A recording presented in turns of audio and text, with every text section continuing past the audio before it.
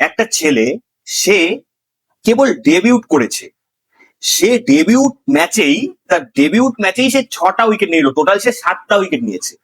মানে একটা ডেবিউট ম্যাচে 7টা উইকেট নেওয়া ভাই বিশাল ব্যাপার, সবাই কিন্তু পারে না ডেবিউট ম্যাচে 7টা উইকেট নিতে।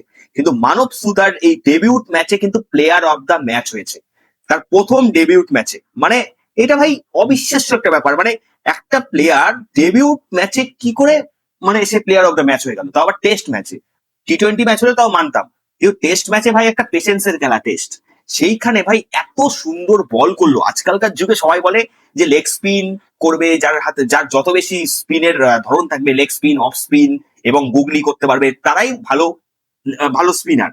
কিন্তু মানব সুতার শুধুমাত্র অফ স্পিন করে, এবং তার অফ স্পিনের যে ঠিকঠাক বলে না, মানে গৌতম গম্ভীর একবার বলেছিল অনেকদিন আগে যে ঠিকঠাক লাইন লেন্থে বল করলে, তোমার যদি বল শুধু একটা যদি তোমার ভ্যারিয়েন্ট থাকে না, শুধু অফ স্পিনই যদি তুমি শুরু করতে পারো, তুমি লেগ স্পিনও করতে পারো না, কিছুই না, শুধু অফ স্পিন করতে পারো, তুমি যদি ঠিকঠাক লাইন লেন্থে বল করো, তাহলে কিন্তু তোমাকে কেউ আটকাতে পারবে না, তুমি বিশ্বমানের বলার হবে।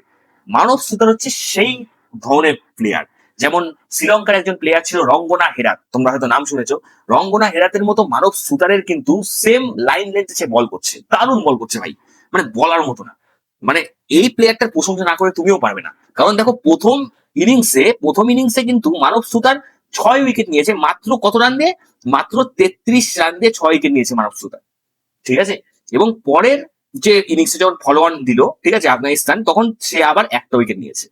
এছাড়াও যে কুলদীপ যাদব, ওয়াশিংটন সুন্দর, এরা তো ভালো বল করেছে, এরা 4 উইকেট নিয়েছে, কুলদীপ যাদব 3 উইকেট নিয়েছে, মোহাম্মদ সিরাজ 1 উইকেট নিয়েছে। মোহাম্মদ সিরাজ কিন্তু প্রত্যেকটা বল ভাই ভালো করেছে, সে উইকেট পাচ্ছিল না, এটা তার ব্যাড লাক, যে সে ভাই উইকেট পাচ্ছিল না। তার বল কিন্তু দারুণ করেছে, কিন্তু সে উইকেটটা পাচ্ছিল না, এটাই হচ্ছে তার ব্যাড লাক। কিন্তু মোহাম্মদ সিরাজ প্রত্যেকটা বল কিন্তু ভালো লাইন লেন্থে বল করেছে, এবং প্রসিদ্ধ কৃষ্ণও সেম ভাবে ভাই প্রত্যেকটা বল ভালো লাইন লেন্থে বল করেছে। প্রথম ইনিংসে মোহাম্মদ সিরাজ উইকেট পায়নি, কিন্তু সেকেন্ড ইনিংসে মোহাম্মদ সিরাজ কিন্তু উইকেট পেয়েছে। কিন্তু আফগানিস্তানের তরফ থেকে মানে এটাই আশা করা ছিল যে আফগানিস্তান ইন্ডিয়া ম্যাচে খেলা হলে এরকম একতরফাই খেলা হবে, সেটাই হয়েছে। কিন্তু রাহমাত শাহ প্রথমে 7 রান করে, মানে প্রথম ইনিংসে, এবং দ্বিতীয় ইনিংসে কিন্তু 112 রানেই অল উইকেট ডাউন হয়ে যায় আফগানিস্তানের, ঠিক আছে, ফলো অন যখন দেয়। তো এই হচ্ছে ব্যাপার। কিন্তু সব থেকে যদি আজকে ব্যাটসম্যান তো রান করবেই, সেটা তো এই আফগানিস্তানের বিরুদ্ধে ব্যাটসম্যান খেলবে না তো কোন ব্যাটসম্যান খেলবে? আফগানিস্তানের বিরুদ্ধে যে কোনো ব্যাটসম্যান রান করবে। কিন্তু এত সুন্দর ডেবিউট ম্যাচে যে 6টা উইকেট নিয়ে নিল 33 রান দিয়ে, এটা অমায়িক ব্যাপার ভাই। এবং তোমার তারপরে সেকেন্ড ইনিংসে আবার ফলো অন যখন দিচ্ছ, তখন আবার একটা উইকেট নিল, মানে 7টা উইকেট পেয়েছে ডেবিউট ম্যাচে, মানে অবিশ্বাস্যকর ব্যাপার। এবং অবশ্যই ক্রেডিট দিতে হবে প্রসিদ্ধ কৃষ্ণা, মোহাম্মদ সিরাজ, সবাইকে, সবাই খুব ভালো বল করেছে।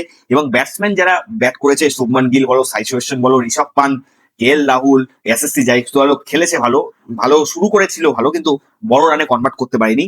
ওয়াশিংটন সুন্দর, মানব সুতারও ভালো ব্যাট করেছে, ব্যাট মানে প্রথমেই সে 4 মেরেছে এসে। তো মানব সুতার একদিক থেকে ব্যাটও ভালো করতে পারে, একদিক থেকে বলও ভালো করতে পারে। তো মানব সুতার যদি এইভাবে খেলতে থাকে ভাই, ইন্ডিয়ার টেস্ট টিমে কিন্তু তার জায়গাটা পাকা হয়ে যাবে, এটা আমার মনে হয় পার্সোনালি। এবার দেখা যাক কি হয়। একটাই টেস্ট ম্যাচ ছিল ইন্ডিয়া আফগানিস্তানে, আজকে শেষ হয়ে গেল, আফগানিস্তান হেরে গেল, ইন্ডিয়া জিতে গেল, 300 রানে ইন্ডিয়া ভাই জিতে গেল। এটাই আশা ছিল, এটাই হওয়ার কথা ছিল, এটাই হলো। মানে কোনো ফাইট ব্যাক কিন্তু আফগানিস্তানের তরফ থেকে দেখতে পাওয়া যায়নি, তারা ভুলভাল শট খেলেছে, কোনো ফাইট ব্যাকই দেখতে পাওয়া যায়নি। যাই হোক, এই হচ্ছে ব্যাপার। আর এবার তো আর টেস্ট ম্যাচ নেই, এরপরে আবার হয়তো ওডিআই ম্যাচ আমরা দেখতে পারবো। ইন্ডিয়া আফগানিস্তানের 13 তারিখ আবার ওডিআই ম্যাচ আছে, সেখানে আবার দেখা যাক কি হয়। সেখানে আবার তো দেখা যাচ্ছে যে বিরাট কোহলি মোচ ওডিআই ম্যাচে নাও থাকতে পারে। বিরাট কোহলিকে নিয়ে অনেক চলছে যে বিরাট কোহলি ওডিআই ম্যাচে থাকবে কি থাকবে না, বা কি হবে সেটা।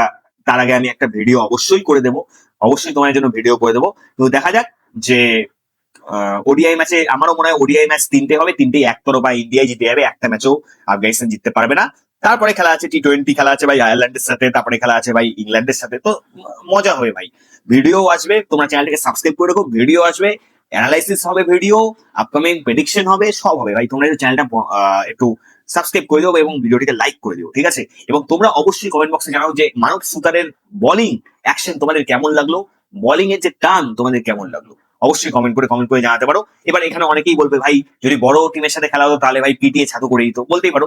কিন্তু ভাই মানব সুতারের যেরকম বোলিং টান দেখলাম ভাই, মানে অস্ট্রেলিয়ার বা ইংল্যান্ডের তারা কিন্তু স্পিন খেলতে ভয় পায়, তো মানব সুতারের বোলিং টানে কিন্তু তারাও যদি ব্যাট করতো তাদেরও ব্যাটে এজি লাগতো, ঠিক আছে। তো দেখা যাক খুব পরবর্তীকালে আবার মানব সুতার কতটা ভালো তার কেরিয়ারটা করতে পারে এবং কত ইঞ্চি ইন্ডিয়া টিমে থাকে এবং তার জায়গাটা পাওয়া করতে পারে কিনা। আজকের মতো ভিডিওটা এখানে শেষ করছি, তোমার সাথে আবার দেখা হচ্ছে নেক্সট ভিডিওতে।